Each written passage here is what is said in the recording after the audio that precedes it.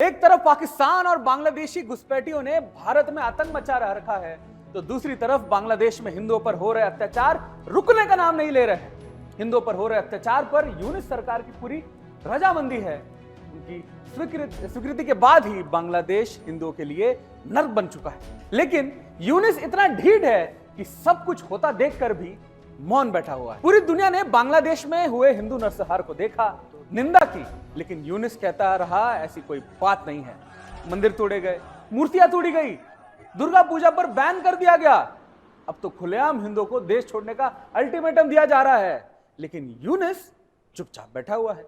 America में Clinton global initiative leader stage का एक कार्यक्रम था, जहां यूनिस भी पहुंचा था। बड़ा मंच देखकर भावना में बह गया, इतना बह गया कि सच मुंह से फिसल ही गया। कहता है कि बांग्लादेश की क्रांति बहुत ही सोच समझकर डिजाइन की गई है और ये लोगों को नहीं पता था कि ये नेता कौन है। देखो, सब खत्म हो गया है।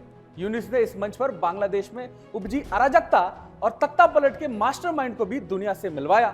आप भी देखिए और सुनिए इस वीडियो में क्या कहा है उसने। The brain behind the whole thing. It's an amazing, meticulously designed thing.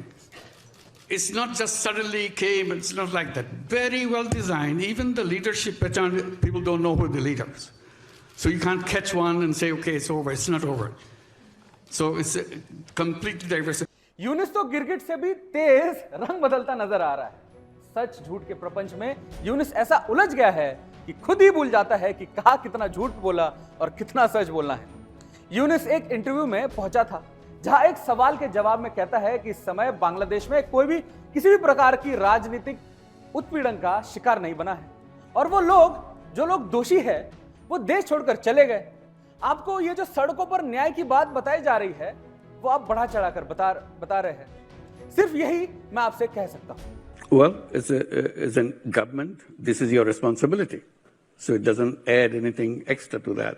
And nobody is victim of political victimization of this nature in Bangladesh right now.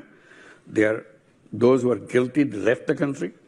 So the people who are there are still, nobody is saying you belong to this old party, so you should be punished.